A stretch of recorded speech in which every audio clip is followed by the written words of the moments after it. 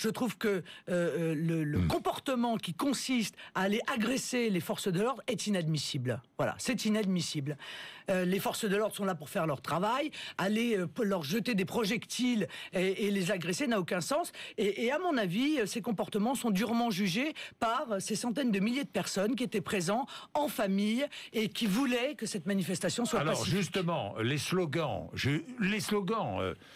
jetés en l'air par tous ceux qui ont manifesté, qui ont affronté la police hier, je les ai entendus. Dictature socialiste, vous êtes d'accord avec ce slogan? Oui, enfin, c'est un slogan, donc par définition, il est réducteur. Journaliste collabo. Mais il est sûr que, objectivement, la démocratie en France ne cesse de reculer. Elle n'avance pas. Bon, j'en suis d'ailleurs peut-être la meilleure preuve, moi et le mouvement que je préside, puisque je vous rappelle que M. Hollande avait promis d'instaurer au moins une dose de proportionnel. On n'a toujours rien vu aux législatives, ce qui fait que le mouvement que je représente, qui a fait 18% à la présidentielle, a 2 députés sur 577, alors que les Verts, qui ont fait 2% à la présidentielle, ont 18 députés. Dictature socialiste avec l'UMP comme complice, quoi, si je comprends bien. Tout est fait depuis 30 ans pour tenter d'empêcher que l'intégralité du peuple français puisse avoir des représentants et que la pluralité politique soit représentée dans notre pays. Ça, c'est une certitude. Lancé hier, journaliste collabo, vous êtes d'accord? Non, mais je ne vois pas collabo de quoi. Autre slogan, la France aux Français. Oui, mais ça, c'est le slogan de l'œuvre française, qui est un groupuscule.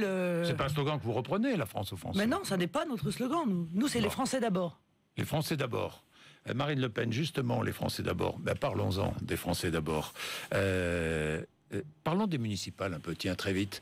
Vous avez vu qu'il y a un monsieur qui s'appelle Dallongeville, vous connaissez, l'ancien maire d'Hénin-Beaumont, qui comparait en justice. Est-ce que vous estimez, enfin, vous demandez rien, vous, mais est-ce que vous estimeriez normal que François Hollande témoigne lors de ce procès? Objectivement, non. Non, parce que je pense que le président de la République doit être préservé de toute action judiciaire pendant le cours de son mandat, parce que sinon, un juge pourrait ainsi décider d'atteindre l'image de la France en poursuivant. Donc je suis pour l'immunité du président de la République. Il n'en demeure pas moins que je sais pourquoi M. Dallongeville fait cela. Vous savez que nous avons largement contribué à envoyer M. Dallongeville devant la justice et même en prison, et je m'en félicite car nous avons œuvré pour la moralisation de la vie publique, pas seulement en parole comme le font les autres, mais dans les actes, avec le combat que j'ai mené avec Steve Briouat contre cette corruption inouïe à Hénin-Beaumont. Mais c'est toute la fédération du Pas-de-Calais, en réalité socialiste, qui est corrompue. Et c'est ce que va dire probablement M. Dallongeville lors de son procès. M. Dallongeville a réclamé que M. Hollande vienne. Pourquoi? Parce que M. Hollande a été pendant 10 ans premier secrétaire du Parti socialiste. Et M. Dallongeville dit à juste titre, il ne pouvait pas ignorer la situation de corruption, les financements illégaux du Parti socialiste dans cette fédération. Sauf qu'il n'a rien fait, parce que, comme la fédération du Pas-de-Calais, avec celle des Bouches-du-Rhône d'ailleurs, de M. Guérini, sont les fédérations faiseuses de rois, on ne disait rien, on faisait semblant de ne rien voir, parce qu'on voulait s'attirer les bonnes grâces de ces deux fédérations. Mais vous dites, parallèlement, la fonction de François Hollande le protège et doit le protéger. Oui, mais je dis aussi aux Français, comment pouvez-vous imaginer une seconde que François Hollande fasse en matière de moralisation de la vie publique aujourd'hui, comme président de la République, ce qu'il n'a pas voulu faire pendant 10 ans quand il était premier secrétaire du Parti socialiste? Alors, la moralisation de la vie publique, tiens, parlons-en, à travers la rémunération des salaires des grands patrons. Vous avez entendu ou lu Pierre Moscovici vendredi qui dit « On ne peut pas intervenir par la loi sur la rémunération des salaires des grands patrons ».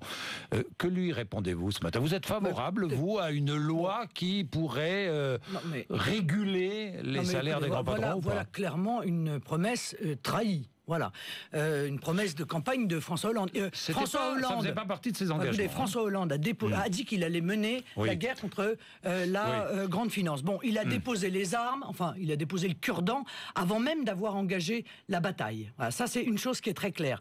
Nous sommes pour l'interdiction des retraites chapeaux. Nous sommes pour l'interdiction des parachutes dorés. Nous sommes pour l'encadrement strict des stock options. Et nous sommes pour que, au-delà d'1 million d'euros de rémunération par an, eh bien, le salaire des grands patrons ne vienne pas en diminution de la charge fiscale des entreprises. Ça veut dire quoi?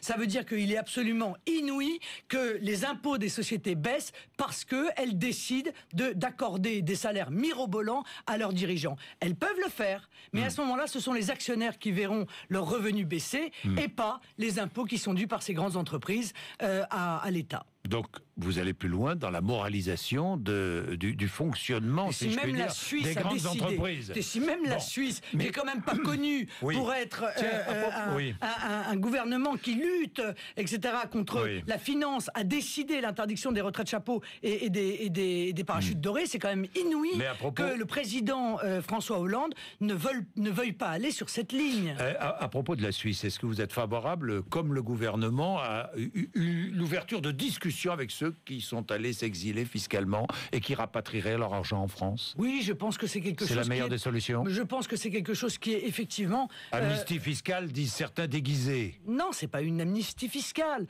puisque par définition, les gens qui reviennent vont payer, la fiscalité. Mais je pense que c'est pas insupportable comme idée que de tenter de rapatrier les fonds en France. Enfin, maintenant, on est quand même dans la contradiction. Tous ces gens-là sont pour la suppression des frontières, ils sont pour le libre-échange, ils sont pour la libre circulation des capitaux. Eh bien ça, c'est une contrepartie très négative de l'ouverture totale des frontières, y compris aux flux financiers. Jeanne d'Arc, célébrée samedi à Rouen, par Najat Vallaud-Belkacem. Vous avez vu sur Internet beaucoup de critiques. Une musulmane qui célèbre Jeanne d'Arc. Est-ce que ça vous choque? Non, pas du tout. Pas du tout, et je vais vous dire très honnêtement, je vais peut-être étonner, mais moi je suis heureuse de voir que des ministres réhabilitent Jeanne d'Arc, qui n'était pas seulement une sainte, qui était un chef de guerre, qui a tout de même sauvé la France et permis à la France de rester une nation libre. Moi je trouve que c'est un geste honorable. On parlait des municipales tout à l'heure. Allons à Marseille. Anna Rousseau-Roig, ancienne candidate communiste, Front de gauche aux législatives à Marseille, qui passe au Front National. Je crois qu'elle a expliqué très clairement qu'elle ne se reconnaissait pas dans le Front de gauche et qu'en réalité, ce combat qui s'exprime parfois de manière extrêmement violente dans les paroles, ils ne vont pas au bout de leur logique.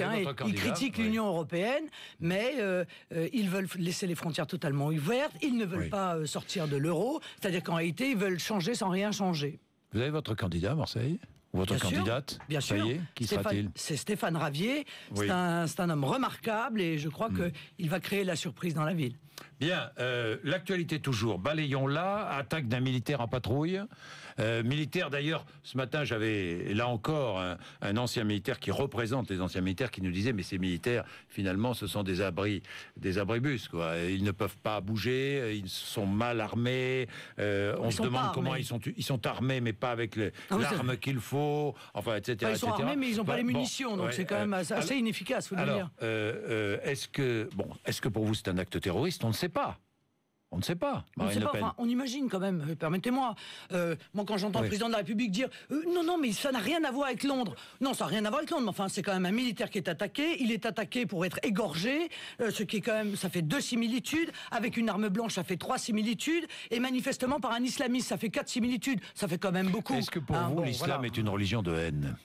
Mais je ne dis pas que l'islam est une religion de haine. Je dis que les fondamentalistes islamiques veulent imposer la charia, qu'ils veulent l'imposer. En France? Bien sûr, en France aussi. Mais c'est quand même étrange. Est-ce que la France commence à être asservie? Non, je vous pose la question parce que j'avais Michel Onfray, vendredi, qui a frappé fort. J'ai entendu. Vous l'avez entendu, qui a frappé fort. Je voulais savoir si vous partagiez son analyse. Moi, je considère que il y a, et d'ailleurs ça a été vrai, et donc ça devrait pouvoir l'être encore, que des musulmans français peuvent parfaitement se soumettre à l'intégralité des règles et des valeurs de la République française. Encore faut-il que ces règles et ces valeurs soient imposées, soient rappelées en toutes circonstances. Mais il existe sur notre territoire des groupes politico-religieux fondamentalistes qui œuvrent, qui se développent, qui s'enracinent, contre lesquels manifestement rien n'est fait. Et il y a un laxisme inouï. Mais écoutez, Monsieur Saïd Arif, Monsieur Saïd Arif, terroriste, qui est... Pas terroriste. accusé de... Il n'est pas terroriste. Bon, alors écoutez, cet homme est algérien. Il n'est pas terroriste. Écoutez, cet homme est algérien.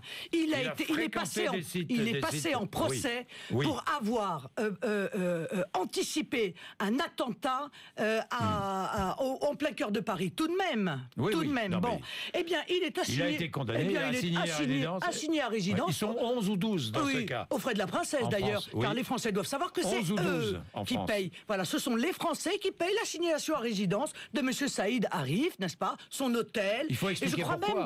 Je crois même d'ailleurs qu'il a touché, avant de s'enfuir, 5 000 € de Pôle emploi. Bon, alors à un moment donné, est-ce qu'on va arrêter ça, oui ou non? On apprend. Alors qu'est-ce qu'on fait de ces 11 ou 12 personnes? On les renvoie, voilà, dans leur pays. Mais l'Europe nous l'interdit. Eh bien, c'est contre les règles européennes. Eh bien, nous disons à l'Europe. Parce que dans leur pays, ils sont menacés de mort. Eh bien, je m'en moque. Voilà, c'est clair, je m'en moque. Voilà, ils avaient qu'à y réfléchir avant. Et par conséquent, on les renvoie dans leur pays. On dit à l'Union européenne, vous êtes bien gentils, occupez-vous de vos affaires. Nous, on s'occupe de la sécurité de notre territoire. Ça, c'est une chose très claire. Et je vous signale qu'on apprend quand même au bénéfice de ce drame qui s'est déroulé à La Défense, que le 7 mai, en Isère, il y a un gendarme qui a été attaqué par un homme au cri de Allah est grand, un homme qui rentrait de la Mecque. Ça fait donc déjà un certain temps que ce genre d'action se multiplie sur notre territoire. Pourquoi est-ce qu'on les cache aux Français? Pourquoi est-ce qu'on ne leur dit pas la vérité? Pourquoi est-ce qu'on ne mesure pas la gravité des attaques dont nous sommes aujourd'hui victimes et qu'on ne tient pas compte de cela pour se réarmer et mettre en œuvre une véritable politique de lutte contre ces groupes politico-religieux fondamentalistes? Parce que le politiquement correct. C'est quoi parce le politique? Parce qu'on risque d'être attaqué. C'est quoi, Marine Le Pen? Eh bien, c'est le fait de dire il faut surtout pas s'attaquer aux fondamentalistes, car sinon on va être accusé de stigmatiser, etc., etc. La réalité. Vous croyez qu'on en est encore là? Mais oui, mais bien sûr que oui, on en est encore là. Bien entendu qu'on en est encore là. C'est ce que disaient les manifestants, journalistes collabos, quoi. Journalistes, non, c'est. Mais je parle même pas des journalistes. Non. Je ne vous parle pas des journalistes. Là, je vous parle des politiques. Je dis ça comme ça, mais je vous parle pas des journalistes. Aussi. Je vous parle des politiques. Oui. On voit bien que tous ces gens-là ont peur de dire, ont peur de faire, ils ont peur d'être accusés de je ne sais quel racisme, de je ne sais quelle stigmatisation. D'ailleurs, on ne peut plus rien dire en France aujourd'hui sans être accusé de stigmatiser. Bon, eh bien moi, clairement, je stigmatise les fondamentalistes. Je les montre du doigt et je veux qu'on les combatte avec toute la virulence nécessaire pour assurer la sécurité de nos concitoyens. Dernier mot sur Tapi, le Crédit Lyonnais, la comparution de Christine Lagarde. Est-ce que Bercy doit se porter partie civile? Évidemment. Belle escroquerie. Là, objectivement. Hein. Mais comment savez-vous pourquoi escroquerie? Mais non seulement... Il y a eu un arbitrage rendu. Non mais écoutez, non seulement... Il y a eu un arbitrage rendu. Monsieur Bourdin, le 2 septembre 2008, j'ai adressé un courrier pour dénoncer cette affaire à M. Seguin, qui m'a répondu 8 jours plus tard, le 10 septembre. Il m'a envoyé un courrier en me disant « Madame Le Pen, oui, je vais vérifier les conditions de passation de cet arbitrage. » J'ai été la première à dénoncer cet arbitrage qui apparaissait très clairement comme une manœuvre entre l'État et M. Tapi pour lui accorder des sommes auxquelles il n'avait pas droit. Que les choses soient claires. Et ces 45 millions... Pourquoi? Parce que rien n'a été prouvé, Marine. Millions d'euros de dommages et intérêts. De préjudice moral. Moi, j'ai été avocat pendant un certain nombre d'années. De ma vie, je n'ai jamais vu un préjudice à cette hauteur. Même pour des parents dont l'enfant a été découpé en morceaux, jamais on ne va... 100 000, c'est quasiment parfois le maximum. Les victimes du sang contaminé ont reçu combien de préjudices pour avoir été empoisonnés? Ça veut dire quoi? Ça veut dire qu'il y a eu complicité au plus haut niveau de l'État avec Bernard Tapie? Ça veut dire quoi? Oui, je le crois. Veut dire... Mais clairement, que ça vient de Nicolas Sarkozy? Mais je crois très clairement que cette affaire est une affaire qui a été organisée par l'intermédiaire d'un tribunal arbitral, car si la justice classique avait été saisie, évidemment, M. Tapi n'aurait jamais touché cette somme. Il aurait peut-être même, d'ailleurs, jamais rien touché. Pourquoi a-t-il été préservé, alors, Bernard Tapie? Mais je ne sais rien, moi. Je ne sais pas de preuves. Je ne sais pas quelle preuve avez-vous? Aucune. Mais je n'ai des doutes. Ah oui, mais c'est des énormes doutes. Eh bien, voyez-vous, ces doutes sont tellement énormes qu'ils ont réussi à forger ma conviction. Voilà. Je crois que les Français ont été volés. dans cette affaire et que cette affaire a été organisée du début à la fin pour permettre à M. Tapie de toucher des sommes auxquelles il n'avait pas droit.